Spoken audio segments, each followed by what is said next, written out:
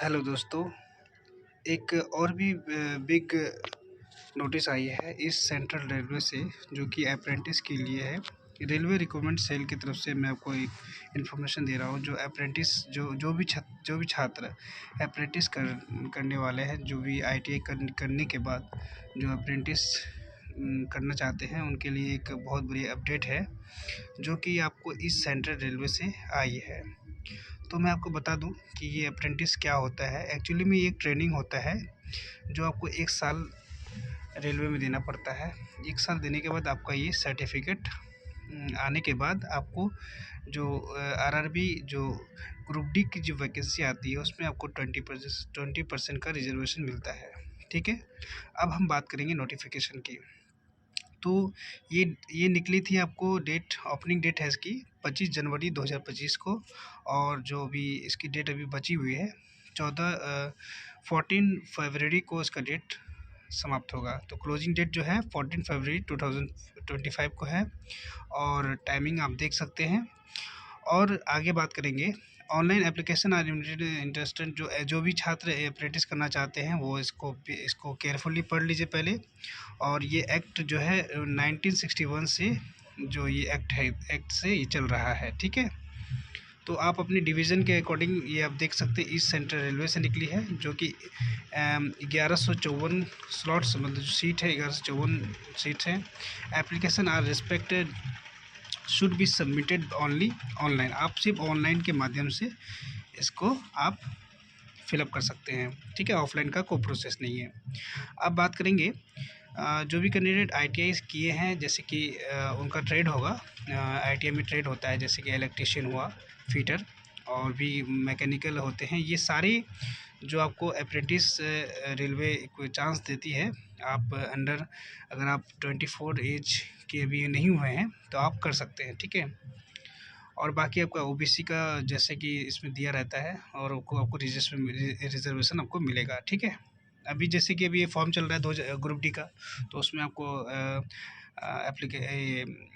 इसमें 20% का रिजर्वेशन मिल जाएगा आपको। ठीक है, उसके बाद बात करेंगे आफ्टर प्रिपरेशन ऑफ मेरिट। अगर आपका जो जब ये हो जाता है तो मेरिट लिस्ट बन के तैयार हो जाती है, तो the same will be advise to respective division units of East Central Railway. ठीक है, अब इसमें आपको डॉक्यूमेंट वेरिफिकेशन भी होगा। तो डॉक्यूमेंट वेरिफिकेशन में आपका जैसे कि 10th का हुआ, और मैं इसके लिए एक और वीडियो बना दूंगा। ठीक है, और लेकिन मैं आपको एक बता देता हूँ, डॉक्यूमेंट वेरिफिकेशन में आपको मैट्रिक, आईटीआई, और आपका जो अगर ओबीसी लगाते तो ओबीसी या एससी एसटी का सर्टिफिकेट इसमें लगेगा। अगर आप उसमें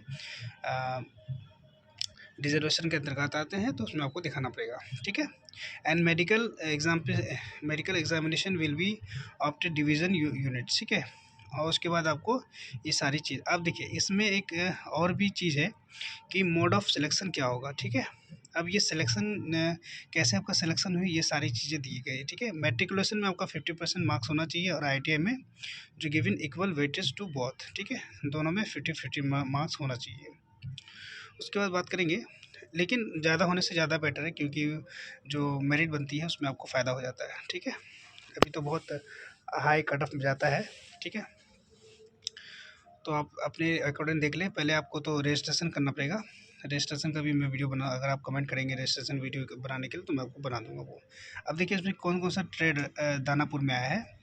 ये दानापुर डिवीज़न से है। ठीक है, धनबाद डिवीज़न है, पंडित दीनदयाल उपाध्याय डिवीज़न से भी है, और सोनपुर डिवीज़न। तो टोटल कितने हैं। उसके बाद समस्तीपुर डिवीज़न है, प्लांट दीनदयाल उपाध्याय वही है, कैरेज रिपेयर वर्कशॉप है, हरनौत का मैकेनिकल वर्कशॉप है, समस्तीपुर। बस इतने ही दिए गए हैं टोटल आपको। 1100 कुछ दिए जो आपको मैं बताया। चलिए एक एक करके बात करते हैं। सबसे पहले बात करेंगे दानापुर डिवीज़न की। तो दानापुर डिवीज़न में जो दिया गया है, फीटर है। फीटर में ओबीसी एससी एसटी को टोटल जो सीट है इसका 201 सीट है। ठीक है, वेल्डर का 8 सीट है, मैकेनिकल डीजल में 37 सीट है, और रेफ्रिजरेशन एसी मैकेनिक का 75 सीट है। उसके बाद आपको ये सारी टोटल मिला के 675 है। तो अपने अकॉर्डिंग आप देख ले, इलेक्ट्रिशियन आप अगर हैं तो आपको 146 सॉरी हाँ 146 आपको सीट दिया गया है, ठीक है। तो ये आपको दानापुर में बताया मैं। अब मैं आज चलता हूँ धनबाद डिवीज़न में। तो धनबाद में आपका दिया गया है, टोटल फीटर का दिया गया है 41 सीट है। ओबीसी एससी एसटी ईडब्ल्यूएस मिला करके है। टर्नर मैकेनिस्ट वायरमैन कारपेंटर ये वायर सब मिला करके दिया है 156 सीट। उसके बाद इसमें देखते हैं पंडित दीनदयाल में, इसमें आपको 64 दिया है। सोनपुर में 47 है और समस्तीपुर डिवीज़न में 46 है। और प्लांट डिपार्टमेंट में आपको 29 सीट्स है। और कैरेज रिपेयर वर्कशॉप में हरनौत में 110 सीट है।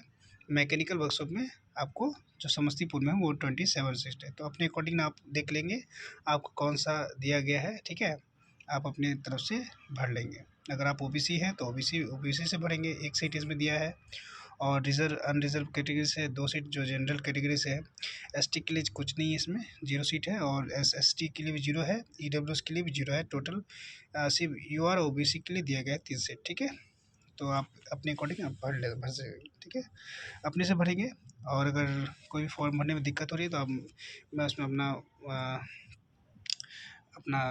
व्हाट्सअप नंबर डाल देता हूँ। आप व्हाट्सअप आप उसमें जुड़ जाइएगा टेलीग्राम से, या टेलीग्राम में ही मैसेज कर दीजिएगा तो उसमें आपको मैं मैसेज देख लूँगा, ठीक है।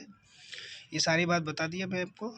और बाकी एलिजिबिलिटी वो भी बता देता हूँ। जैसे कि आपका SC/ST कैंडिडेट से तो आपको 5% का रिजर्वेशन मिल जाएगा, छूट मिल जाएगा, ठीक है। ओबीसी के लिए है तो 3 साल का मिल जाएगा। तो इस तरह से आपको मिल जाता है, ठीक है। ये सारी आपको मैं आप पढ़ लेंगे, अच्छा से पढ़ के तब फॉर्म फिलअप करना है, ठीक है। अब इसमें क्वालिफिकेशन क्या क्या है, मैट्रिक है जो मैं आपको बताया, और 10+2 का अगर किए हुए तो वो भी डाल दें तो अच्छा रहेगा, ठीक है। उसके बाद 50% मार्क होना चाहिए उसमें भी।